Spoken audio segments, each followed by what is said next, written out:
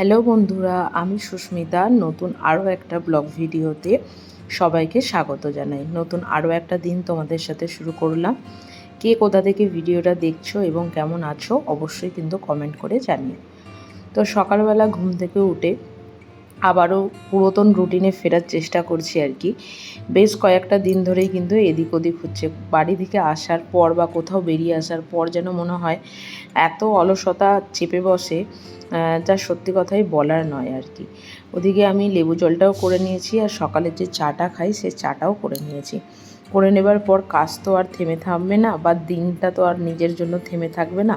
তো সেই কারণে রেগুলারের যে কাজকর্মগুলো হয় সেই কাজকর্মগুলো এদিকে করে নিচ্ছি। ওদিকে বাসন রাখার ঝুড়িটা থেকে বাসনগুলোকে গুছিয়ে নিলাম।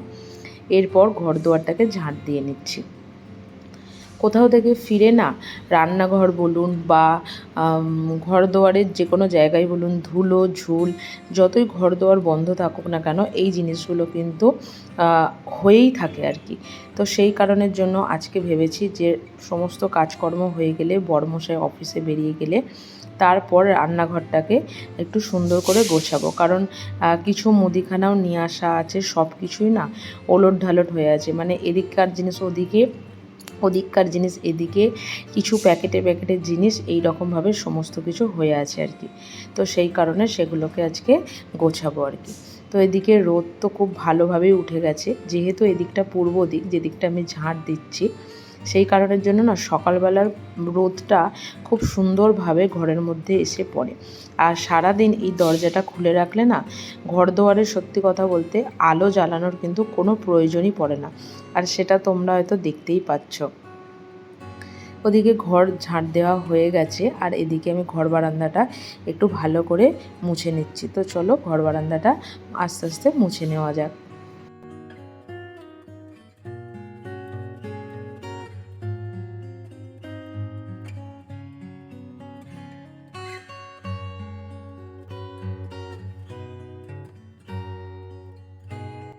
এটা আমার মায়ের থেকে শেখা।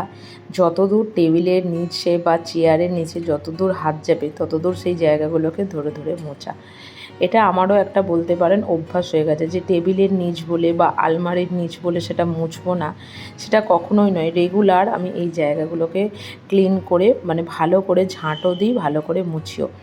এই অভ্যাসটা হয়তো খুব ভালো। কিছু কিছু মানুষ কথাতে আছে না, দেখে শেখে, আর কিছু কিছু মানুষ ঠেকে শেখে। আমি মানুষটা না বড় দেখে শেখার মানুষ, ঠেকে শেখার মানুষ নয় আর কি। তো যাই হোক, ওদিকে ঘর বারান্দা পরিষ্কার হয়ে গেছে আর এদিকে বিছানাটা, যেহেতু এখন একটু গরমের দিন আর বড়মশাই তো হাঁটতেও যায় না, তাই ওটা সবার শেষেই আর কি গোছাতে হয়। আর এই যে বলছিলাম যে সমস্ত কিছু এদিক ওদিক হয়ে আছে। সকালবেলার ব্রেকফাস্ট সেরে বড়মশাই অফিসেও চলে গেছে, তো এখন আমি ভাবলাম যে এই জায়গাগুলোকে গুছিয়ে নিই। আর এখানে কিছু জিনিস ঢালছি, সেটা হচ্ছে ওই হয় না বাড়িতে খুব কিছু মানুষের মিষ্টি বা চটপটা যে কোনো জিনিস মানুষের বাড়িতে টুকিটাকি থাকে। আমরা তো চাইলে আর এই সামনের মুদিখানা দোকান থেকে গিয়ে কিনে নিয়ে আসতে পারবো না। তো সেই কারণের জন্য কিছু জিনিস আনা হয়েছে, সেগুলোকে কৌটোয় কৌটোয় ঢেলে রাখছি। বড়মশাই যখনই পারে তখনই আর কি টুকিটাকি করে খায়। তবে এই যে জিনিসটা এটা ঢালছি, এটা এক কথায় আমাদের ওখানে বলা হয় গাঁটিয়া ভাজা, যেটা আরও একটু বড় বড় মোটা মোটা, বেশ চা দিয়ে খেতে কিন্তু খুব ভালো লাগে। তবে এখানকার এটা ছোট, কিন্তু খেতে কিন্তু ভীষণ ভালো। আর এটা হচ্ছে এখানকার সেই বিশ্ববিখ্যাত ভুজিয়া, যেটা আপনি ম্যাগির ওপরে দিয়েও খেতে পারেন। আর এখানকার যে চিড়ের পোলাও, সেটার ওপরে তো অবশ্যই যে কোনো দোকান, এমনকি আমাদের ওখানে ফুচকার দোকানে যে ঝুড়ি ভাজা দেয় আর কি, এরা সেটা এখানে দেয় আর কি। তো ওটা ওখানে ঢেলে নিলাম। আর এদিকে গোলমরিচ এনেছিলাম। গোলমরিচটা কিন্তু আমার বাড়িতে নিত্যদিনেরই সঙ্গী বলতে পারেন। তো সেখানে গোলমরিচটা একটু ঢেলে নিচ্ছি। আর তার সাথে ঢেলে নেবো হচ্ছে আরও কিছু মুদিখানা আছে, সেগুলো হচ্ছে যেমন মুসুর ডাল, তার সাথে হচ্ছে একটু তড়কা কড়াই। তবে তড়কা কড়াইটা বাবাকে বলেছিলাম তড়কা কড়াই দিতে, তবে এটার একটা মিক্স কড়াই পাওয়া যায়। বাবা হয়তো ভেবেছে আমি এটা বলেছি তাই এটাই দিয়েছে। যাই হোক, সে আর কি করা যাবে। ওই বলে না, যা হয় ভালোর জন্যই হয়। বড়মশাই খুব একটা তড়কা করার মধ্যে যে মিক্সড কড়াইগুলো থাকে সেগুলো খেতে ভালো লাগে না। ওর মনে হয় যে একটু কম কড়াই হলে ভালো হয়। তো সেই কারণের জন্য এখান থেকে একটু রাজমা, একটু ছোলা এগুলো নিয়ে এসে মিক্স করে নেব। আর এই যে সয়াবিনটা ঢাললাম দেখলেন, এটা হচ্ছে আমি এবারে যে পুরী গেছিলাম সেখান থেকে নিয়ে এসেছি। বেশ বড় বড় সয়াবিন কিন্তু। আমার দিদাকে দিয়েছিলাম, দিদা বলল যে খুব ভালো নাকি, রান্না করার পর নাকি খুব ভালো নাকি খেতেও হয়েছে। যাই হোক, আমিও একদিন রান্না করে দেখব যে কেমন খেতে হয়, কারণ সয়াবিন খাওয়ার লোক বাড়িতে হচ্ছে আমি একা, আর দুজনের সংসারে যদি একা হওয়া যায় সেটা খুব আলেকালেই রান্না হয় বলতে পারো। তো ওদিকে ওই যে ছোট্ট মতন নুনের ডিবেটা ওটা নিয়ে গেছিলাম পুরীতে, যে যাতে যদি একটু নুন দরকার হয় বা কোনো কিছু হয় তো সেই কারণে কাজে লাগানোর জন্য। এদিকে হলুদ গুঁড়ো, জিরে গুঁড়ো, লঙ্কা গুঁড়ো, একটু এলাচ সমস্ত কিছু রেখে দিলাম, এগুলোকেও একটু গুছিয়ে রাখার পালা। তবে এই ওপরের থাকটা না পরিষ্কার করার কোনো পরিকল্পনা আমার ছিল না, ছিল হচ্ছে নিচের যেখানটা রেগুলার মানে মুদিখানাগুলো যেগুলো স্টোর করা হয় সেই জায়গাটা। তবে ভাবলাম যে যখন পরিষ্কার করছি তখন এই ওপরের দিকটাও আর কি পরিষ্কার করেই নিই। তবে যে কোনো জিনিস জানেন তো, আমার ওই প্যাকেটে প্যাকেটে রাখা একদম ভালো লাগে না।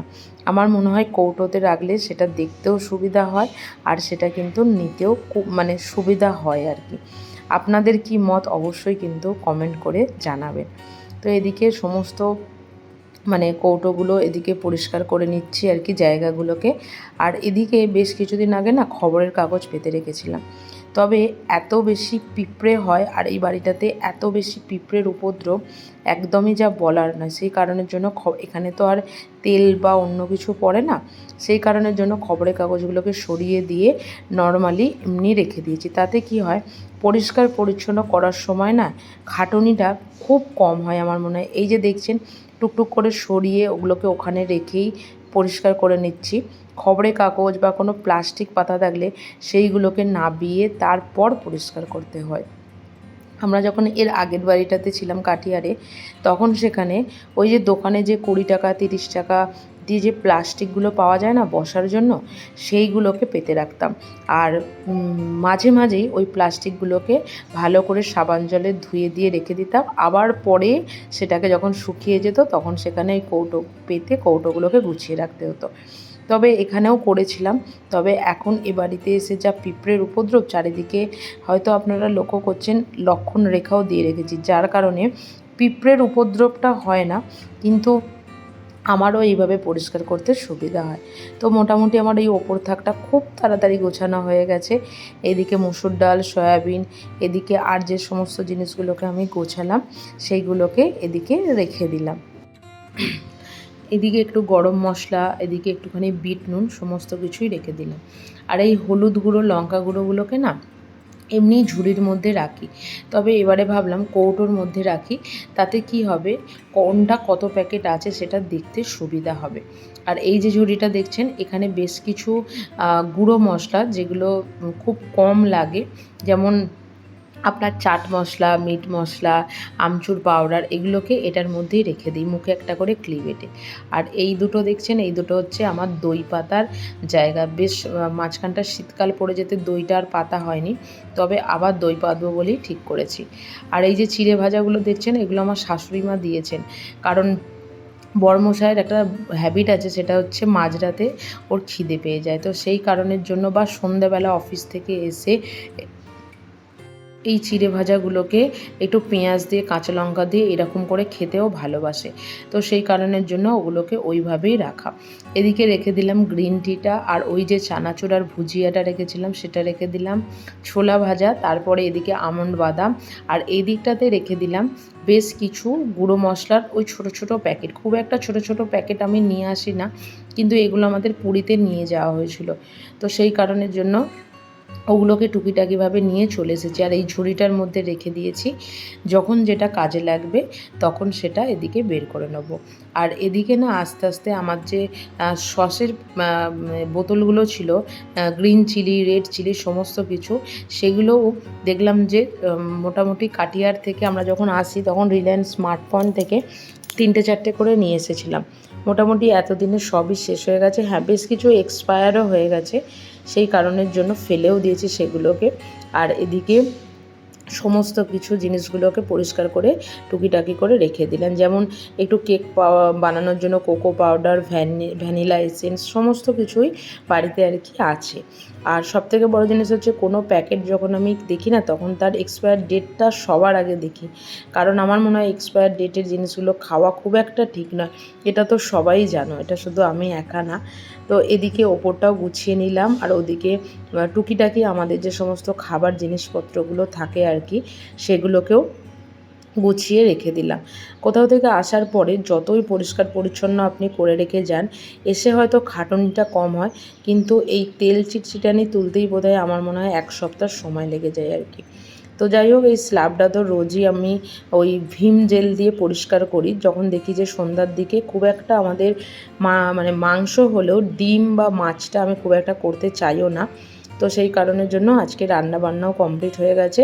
একটু ভিম জেল দিয়ে দিলাম, দেবার পরে এখানটা একটু ভালো করে মুছে পরিষ্কার করে নিচ্ছি। আর ওই যে পেছনের টাইলসগুলো দেখছেন, এগুলো কিন্তু রেগুলারই মুছি, তবে কিছু কিছু 2-1টা জায়গায় দেখলাম খুব অল্প পরিমাণে কালো কালো ছোপ হয়েছে। এগুলোকেও আবারও একদিন ভালো করে পরিষ্কার পরিচ্ছন্ন করতে হবে, এটাই হচ্ছে সবথেকে বড় কথা। যাই হোক, এদিকটা সমস্ত কিছু গোছানো হয়ে গেছে। বিয়ের আগে যখন বাড়িতে থাকতাম তখন মনে হতো, যেহেতু রান্না বান্না আমি করতে খুবই ভালোবাসি আর রান্নাবান্না করে সবাইকে খাওয়াতেও খুব ভালোবাসি, সেই কারণে মনে হতো যে আমার রান্নাঘরটা যদি এরকম হয় বা আমার রান্নাঘরটা যদি ওরকম হয়। তবে এখনও পর্যন্ত আমরা দুটো জায়গা চেঞ্জ করেছি, দুটো জায়গার রান্নাঘরই কিন্তু আমার ভীষণ পছন্দের। আগেরটা হয়তো একটু স্যাঁতস্যাঁতে হতে পারে, কিন্তু আমার লাইফে সেটাই ছিল প্রথম আমার শখের রান্নাঘর বলতে পারো। তো যাই হোক, ভিডিওটা কেমন লাগলো অবশ্যই কিন্তু কমেন্ট করে জানিও। ভালো লাগলে ভিডিওটা একটা লাইক করো, শেয়ার করো, চ্যানেলটি সাবস্ক্রাইব করো। দেখা হবে নতুন আরও একটা নতুন ব্লগে, আরও একটা নতুন দিনের সাথে। টাটা।